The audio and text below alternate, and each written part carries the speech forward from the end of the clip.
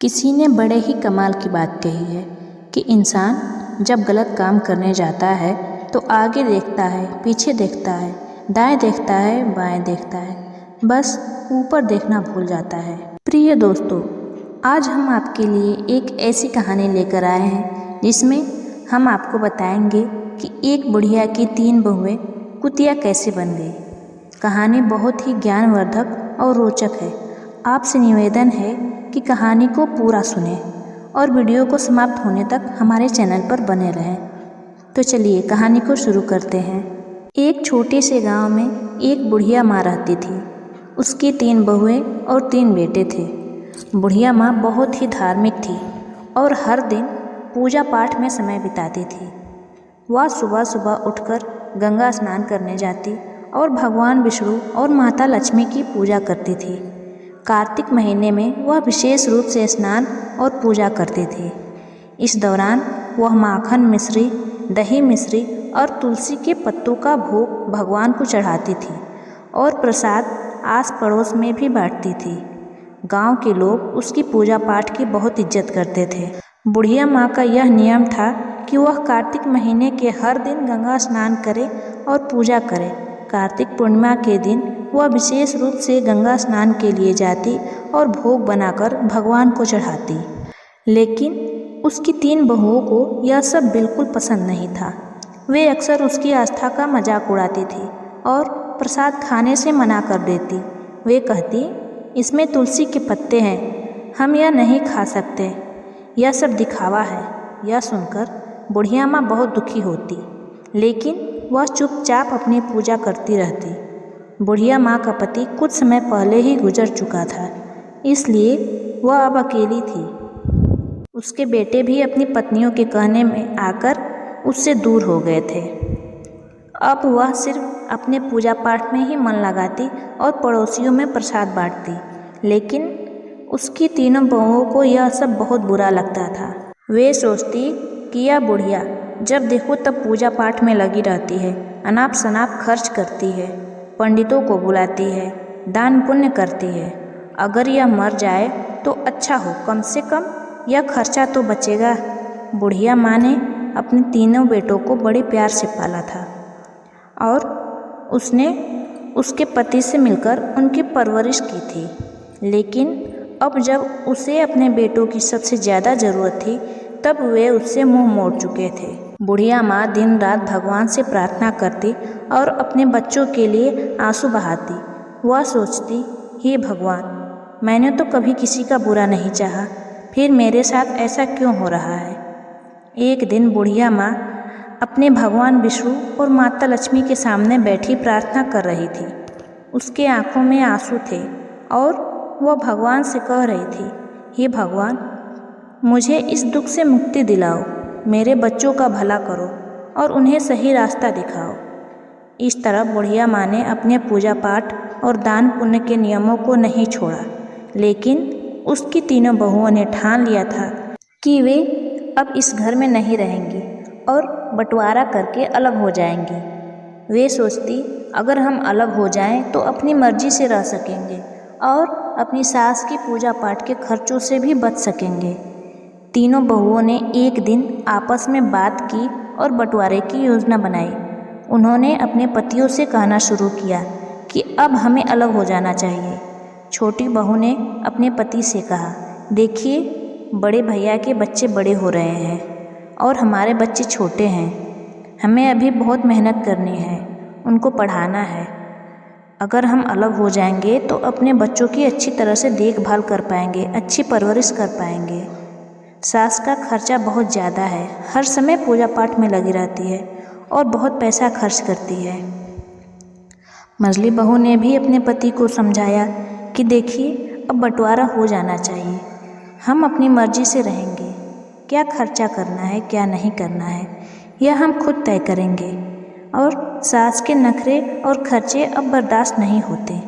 हमें अलग रहकर अपने बच्चों का ध्यान रखना चाहिए। बड़ी बहू ने भी अपने पति से यही बात कही। बच्चे बड़े हो रहे हैं, कल को उनकी शादी ब्याह करनी है, पैसे कमाते रहेंगे और सास पर ऐसे ही खर्चा करते रहेंगे तो कैसे चलेगा। हमारे बच्चों का भविष्य सुरक्षित करना है तो हमें अलग होना ही पड़ेगा। तीनों बहुओं ने अपने अपने पतियों को समझा बुझाकर उनके मन में बंटवारे की बात डाल दी। तीनों भाई अब बंटवारे के लिए तैयार हो गए। गांव के पंचों को बुलाया गया और घर का बंटवारा करने की बात हुई।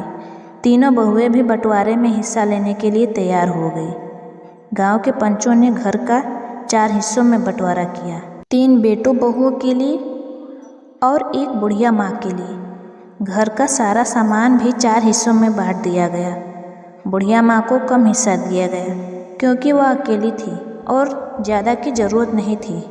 पंचों ने कहा कि जो भी बुढ़िया माँ को अपने हिस्से में रखेगा वह उसका भी ख्याल रखेगा। छोटी बहू ने साफ मना कर दिया, मैं बुढ़िया माँ को अपने हिस्से में नहीं रख सकती, उसका खर्चा बहुत ज़्यादा है, पूजा पाठ में बहुत पैसा खर्च होता है, हमें अपने बच्चों का ध्यान रखना है। मझली बहू ने भी मना कर दिया, मैं भी बुढ़िया माँ को अपने हिस्से में नहीं रख सकती, मैं भी बुढ़िया माँ को अपने हिस्से में नहीं रख सकती, वह हमें कभी पसंद नहीं करती थी और हमें भी उसकी ज़रूरत नहीं है। बड़ी बहू ने भी वही जवाब दिया कि मैं भी बुढ़िया माँ को अपने हिस्से में नहीं रख सकती, हमारे बच्चों का भविष्य सुरक्षित करना है और उसके लिए हमें बंटवारा करना ही पड़ेगा। बुढ़िया माँ अब अकेली रह गई। पंचों ने अपना फैसला सुनाया और चले गए। तीनों बहुओं ने अपना अपना सामान अपने अपने हिस्से में रख लिया। बुढ़िया माँ के हिस्से में जो था वो पड़ा था, वह उसमें रहने लगी। अब वह अकेली थी और अपने बेटों से निराश होकर अपने भगवान से प्रार्थना करती रहती थी। अब बुढ़िया माँ अपने हिस्से की छोटी सी झोपड़ी में रहने लगी। वह रोज़ सुबह जल्दी उठकर गंगा स्नान करती और भगवान विष्णु और माता लक्ष्मी की पूजा करती। वह पहले की तरह ही भोग बनाकर भगवान को चढ़ाती और फिर आस पड़ोस में भी प्रसाद को बांटती। लेकिन अब वह बहुत अकेली हो गई थी। उसके तीनों बेटों ने उससे मुंह मोड़ लिया था और उसकी बहुओं ने उसे घर से बाहर कर दिया था। वह रोज़ भगवान से प्रार्थना करती, हे भगवान, मुझे इस दुख से छुटकारा दिलाओ, मेरे बच्चों का भला करो और उन्हें सही रास्ता दिखाओ। बुढ़िया माँ के पास जो थोड़ा बहुत आटा, दाल और चावल था वह उसी से काम चलाती। वह सोचती, अब मुझे अपनी ज़िंदगी इसी तरह गुजारनी पड़ेगी। मेरे बच्चों ने मुझे छोड़ दिया है, लेकिन मैं भगवान की भक्ति नहीं छोड़ूंगी और उसकी भक्ति में कोई कमी नहीं आई। वह हर रोज़ तुलसी के पत्तों से भगवान का पूजन करती और पड़ोसियों को प्रसाद बांटती। एक दिन जब बुढ़िया माँ अपनी झोपड़ी में बैठी रो रही थी, तभी एक युवक आया। उसने दरवाज़ा खटखटाया। बुढ़िया माँ ने दरवाज़ा खोला तो देखा कि एक 17-18 साल का हष्ट-पुष्ट युवक खड़ा था। उसके चेहरे पर तेज झलक रहा था। उसने कहा, अम्मा, आप मुझे पहचानती नहीं, लेकिन मैं आपके मायके से आया हूँ। मेरा नाम कृष्णा है। मेरे पिताजी ने मुझे आपकी मदद करने के लिए भेजा है। बुढ़िया माँ ने आश्चर्य से पूछा, कृष्णा, तुम मेरे मायके से हो? मैंने तो तुम्हें कभी नहीं देखा। कृष्णा ने मुस्कुराते हुए कहा, हाँ अम्मा, मैं आपके भाई का पोता हूँ।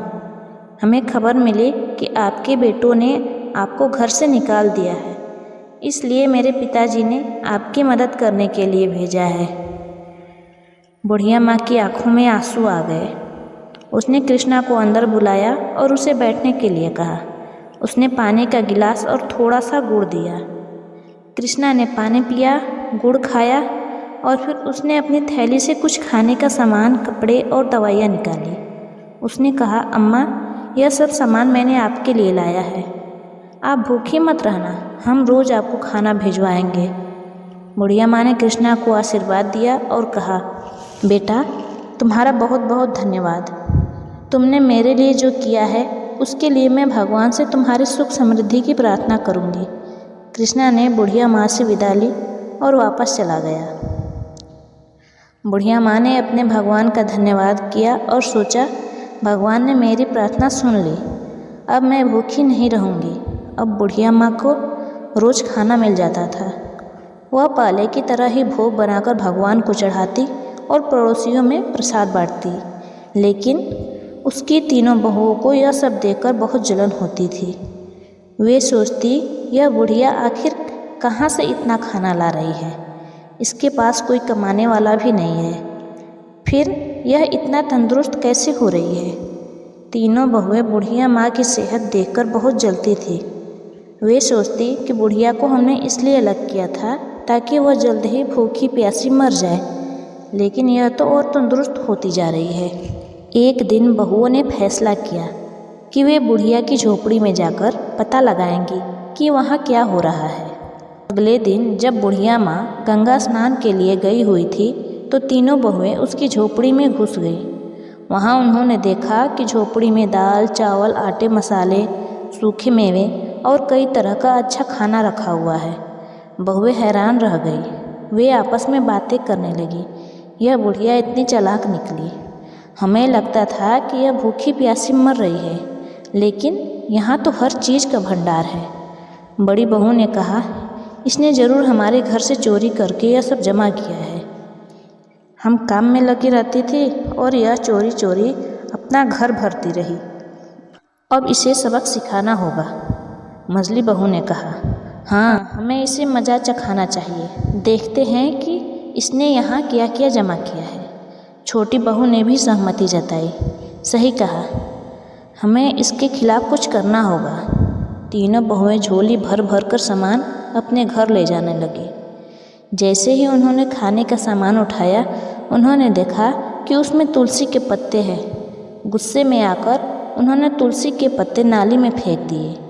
यह देखकर वे और भी क्रोधित हो गई और सामान उठाकर बाहर जाने लगी। तभी एक अजीब घटना घटी। तीनों बहुओं ने देखा कि उनके हाथ पैर धीरे धीरे कुत्ते के पंजे में बदलने लगे।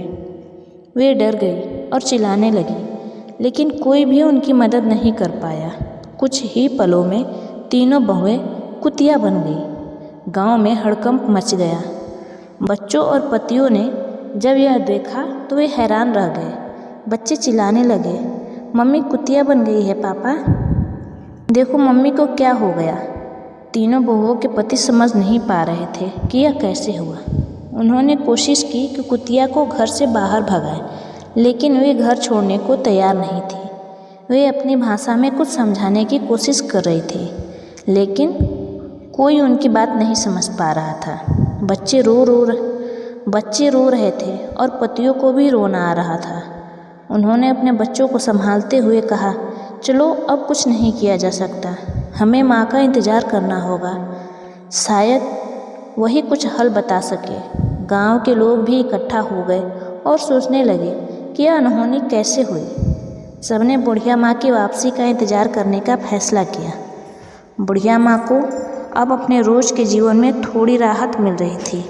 कृष्णा रोज़ खाना लाकर रख जाता था और बुढ़िया माँ भगवान का भोग लगाकर पहले की तरह ही प्रसाद बांटती थी, लेकिन उसे इस बात का कोई अंदाज़ा नहीं था कि उसके घर में क्या हो रहा है। उसे यही लगता था कि सब कुछ पहले जैसा ही चल रहा है। इधर तीनों बहुएं कुतिया बनकर घर के आंगन में बैठी थी। उनके पतियों और बच्चों को घर का सारा काम करना पड़ रहा था। वे बहुत परेशान थे, अपनी माँ की वापसी का इंतज़ार कर रहे थे। गांव के लोग भी इस घटना से हैरान थे। हर कोई यही कहता था कि यह सब बुढ़िया माँ की भक्ति और उसकी तपस्या का फल है। एक दिन गांव के कुछ लोगों ने बुढ़िया माँ को गंगा स्नान के लिए जाते देखा। उन्होंने सोचा कि अब उसे सारी बात बतानी चाहिए। वे उसके पास गए और बोले, माई, तुम्हारे घर में कुछ अजीब हो रहा है। तुम्हारी तीनों बहुएं कुतिया बन गई हैं। बुढ़िया माँ को यह सुनकर बहुत आश्चर्य हुआ। उसने सोचा कि यह कैसे संभव हो सकता है। उसने तुरंत गंगा स्नान किया और घर की ओर लौट पड़ी। उसके दिल में बहुत सारी आशंकाएं थी। उसने भगवान से प्रार्थना की, हे भगवान, मेरे घर की रक्षा करना और मेरे बच्चों को सही रास्ता दिखाना। जब बुढ़िया माँ घर पहुँची तो उसने देखा कि गांव के लोग उसके घर के सामने इकट्ठे थे। उसने पूछा, क्या हुआ, यहाँ इतनी भीड़ क्यों लगी है? गांव वालों ने उसे सारी घटना बताई। बुढ़िया माँ ने अपने बेटों को बुलाया और पूछा, यह सब कैसे हुआ? तुम लोगों ने क्या किया? बेटों ने रोते हुए अपनी माँ को सारी कहानी सुनाई। उन्होंने कहा, माँ, हमसे बहुत बड़ी गलती हो गई। हमारी पत्नियों ने तुम्हारे सामान को नाली में फेंक दिया था और उसी समय वे कुतिया बन गई।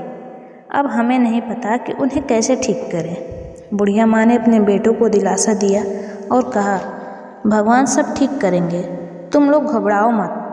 बुढ़िया माँ ने अपने भगवान से प्रार्थना की और उनसे समाधान मांगा। उसने सोचा कि शायद किसी साधु बाबा के पास इसका समाधान हो सकता है।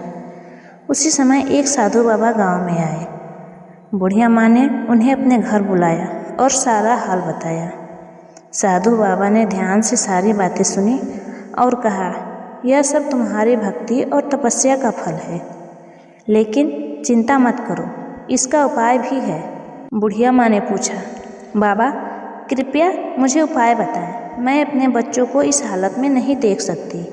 साधु बाबा ने कहा, तुम्हें कार्तिक महीने में विशेष पूजा करनी होगी।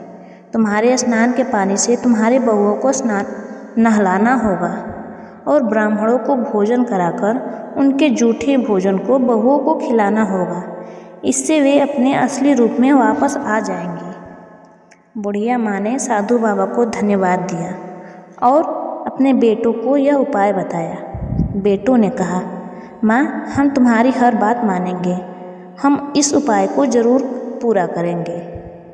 बुढ़िया माँ ने कार्तिक महीने में विशेष पूजा की तैयारी करनी शुरू कर दी। उसके तीनों बेटों और गांव के लोग भी इस पूजा में मदद करने लगे। बेटों ने मिलकर पूजा का सारा सामान इकट्ठा किया और भगवान के लिए भोग बनाने की व्यवस्था की। हर सुबह बुढ़िया माँ गंगा स्नान के लिए जाती और स्नान के पानी को एकत्रित करती। उसके बाद भगवान विष्णु और माता लक्ष्मी की पूजा करती और फिर अपने पड़ोसियों को प्रसाद बांटती। इसी बीच तीनों बहुएं अभी भी कुतिया के रूप में घर के आंगन में बैठी रहती और उनके पतियों और बच्चों को घर का सारा काम करना पड़ता था।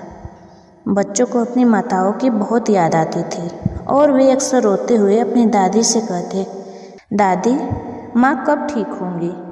हमें हमारी माँ वापस चाहिए। बुढ़िया माँ बच्चों को दिलासा देती और कहती, बेटा, भगवान सब ठीक करेंगे, तुम लोग धैर्य रखो और प्रार्थना करो। बच्चों को शांत करने के लिए वह उन्हें कहानियाँ सुनाती और उनके साथ समय बिताती। बुढ़िया माँ ने पूजा के लिए 5 ब्राह्मणों को बुलाया। बेटों ने भी अपनी ओर से 5-5 ब्राह्मणों को बुलाया। इस प्रकार कुल 21 ब्राह्मणों को बुलाया गया। ब्राह्मणों के लिए विशेष भोग तैयार किया गया। कार्तिक पूर्णिमा का दिन आया और बुढ़िया माँ ने अपने बेटों की मदद से ब्राह्मण भोज की तैयारी की। सुबह सुबह सभी ब्राह्मणों को आमंत्रित किया गया और उन्हें विशेष पकवान बनाकर खिलाया गया। ब्राह्मण भोज के बाद बुढ़िया माँ ने सबके पैर छुए और भगवान से प्रार्थना की, हे भगवान, मेरी बहुओं को उनके पूर्व रूप में वापस लाओ। मेरे कार्तिक स्नान और पूजा का फल उन्हें मिले। ब्राह्मणों ने तृप्त होकर भोजन किया और बुढ़िया माँ को आशीर्वाद दिया। उन्होंने कहा, माई, तुम्हारी पूजा और तपस्या सफल होगी। भगवान तुम्हारी प्रार्थना अवश्य सुनेंगे। ब्राह्मण भोज के बाद बुढ़िया माँ ने तीनों बहुओं को बुलाया। तीनों कुतिया भगवान के भोग के जूठे भोजन को बड़े प्रेम से खाने लगी। बुढ़िया माँ ने उनके ऊपर गंगाजल छिड़का और उन्हें स्नान के पानी से नहलाया। जैसे ही गंगाजल और स्नान का पानी बहुओं के ऊपर छिड़का गया, एक चमत्कार हुआ। धीरे धीरे तीनों बहुएं अपने असली रूप में वापस आने लगी। उनके चेहरे पर पश्चाताप के आंसू थे और वे अपनी सास के पैरों में गिरकर रोने लगी। तीनों बहुएं कहने लगी, माँ, हमें माफ़ कर दो, हमने तुम्हारे साथ बहुत बुरा किया, हमें हमारे कर्मों की सज़ा मिल गई। अब हम तुम्हें कभी कोई कष्ट नहीं देंगे और हमेशा तुम्हारी सेवा करेंगे। बुढ़िया माँ ने उन्हें गले लगाया और कहा, बेटा, भगवान ने तुम्हें माफ़ कर दिया है। अब तुम लोग सच्चे दिल से भगवान की भक्ति करो और अपने कर्मों को सुधारो। तीनों बहुओं ने अपनी सास से वादा किया कि वे अब हर साल कार्तिक स्नान और पूजा करेंगी और कभी भी बुढ़िया माँ का अपमान नहीं करेंगी। इस तरह पूरे परिवार ने मिलकर भगवान की पूजा की और प्रसाद बांटा। तीनों बहुओं के अपने असली रूप में वापस आने के बाद घर में एक नई ऊर्जा और शांति का माहौल बन गया। बुढ़िया माँ की भक्ति और तपस्या ने पूरे परिवार को एक नया जीवन दिया था। अब सभी मिलकर भगवान की पूजा करते और कार्तिक स्नान की महिमा को समझते थे। बुढ़िया माँ ने अपने बेटों और बहुओं को सिखाया कि भक्ति और सेवा का महत्व क्या होता है। उसने कहा, देखो बेटा, भगवान की पूजा और सेवा से हमें सच्चा सुख और शांति मिलती है। हमें हमेशा सच्चे दिल से भक्ति करनी चाहिए और दूसरों की मदद करनी चाहिए। बड़ी बहू ने कहा, माँ, अब हम समझ गए कि भगवान की पूजा का क्या महत्व है। हम हर साल कार्तिक स्नान करेंगे और भक्ति से जीवन जिएंगे। मझली बहू ने भी अपनी माँ से कहा, माँ, हमें माफ़ कर दो, हमने तुम्हारे साथ बहुत गलत किया। अब हम तुम्हारी सेवा करेंगे और तुम्हारे साथ मिलकर भगवान की पूजा करेंगे। छोटी बहू ने भी अपनी सास से वादा किया कि माँ, अब हम सब साथ मिलकर रहेंगे और कोई भी तुम्हें कभी तकलीफ़ नहीं देगा। हम हर साल कार्तिक स्नान और पूजा करेंगे। बुढ़िया माँ बहुत खुश हुई और उसने अपने बच्चों को आशीर्वाद दिया। अब घर में सब मिलजुल कर रहने लगे। अगले साल कार्तिक पूर्णिमा के दिन पूरे परिवार ने मिलकर विशेष पूजा का आयोजन किया।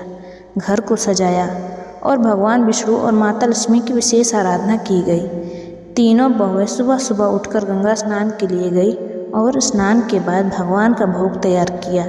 बुढ़िया माँ ने सभी को सिखाया कि कैसे तुलसी के पत्तों का उपयोग करना है और भगवान को भोग लगाना है। उसने कहा, तुलसी के पत्तों में दिव्य शक्ति होती है और भगवान को यह बहुत प्रिय है। हमें सच्चे मन से पूजा करनी चाहिए और भगवान को भोग लगाना चाहिए। तीनों बहुओं ने पूरी श्रद्धा के साथ पूजा की और भगवान को भोग लगाया। उसके बाद सभी ने मिलकर प्रसाद बांटा और गांव के लोगों को भी बुलाया। गांव के लोग भी बुढ़िया माँ की भक्ति और तपस्या की तारीफ करने लगे। भगवान की कृपा से अब परिवार में सुख और समृद्धि आने लगी। तीनों भाइयों का व्यापार अच्छा चलने लगा और घर में खुशियों का माहौल बन गया। अब तीनों बहुएं भी अपनी सास की सेवा में लगी रहती और हर काम में उनकी मदद करती। तीनों भाइयों ने भी अपनी माँ से वादा किया कि वे अब कभी भी उसे अकेला नहीं छोड़ेंगे और हमेशा उसकी सेवा करेंगे। वे सब मिलकर हर त्योहार और विशेष अवसरों पर भगवान की पूजा करते और प्रसाद बांटते। बुढ़िया माँ का जीवन अब पूरी तरह से बदल चुका था। उसकी भक्ति और तपस्या ने पूरे परिवार को एक नई दिशा दी थी। अब सब मिलकर भगवान की आराधना करते और जीवन में सुख शांति पाते। एक दिन बुढ़िया माँ अपने बच्चों और बहुओं को बुलाकर कहा, बेटा, भगवान ने हमारी प्रार्थना सुनी और हमें सुख शांति दी है। अब हमें सच्चे मन से हमेशा उनकी भक्ति करनी चाहिए और दूसरों की मदद करनी चाहिए। इससे हमारा जीवन सुखमय बनेगा। तीनों बहुओं और बेटों ने अपनी माँ की बात मानी और हमेशा भगवान की भक्ति और सेवा में लगे रहे। अब घर में हमेशा खुशियों का माहौल बना रहता और सब मिलजुल कर रहते। इस तरह बुढ़िया माँ की भक्ति और तपस्या ने पूरे परिवार को एक नई दिशा दी। भगवान की कृपा से उनके जीवन में सुख और शांति समृद्धि आ गई। इस कहानी से हमें यह सीखने को मिलता है कि भक्ति, सेवा और सच्चे मन से की गई प्रार्थना हमेशा फलदायी होती है। भगवान अपने भक्तों की सच्ची भक्ति को कभी निराश नहीं करते और उन्हें सुख, शांति और समृद्धि का आशीर्वाद देते हैं। मित्रों, अगर हमारी यह कहानी आपको पसंद आई हो तो प्लीज़ इस कहानी को लाइक करें, शेयर करें और आपको यह कहानी कैसी लगी हमें कमेंट में ज़रूर बताएं। कहानी अच्छी लगी हो तो प्लीज़ हमारे चैनल को सब्सक्राइब करें और बेल आइकन को दबाएं। Thank you. मिलते हैं अगली वीडियो में एक नई कहानी के साथ।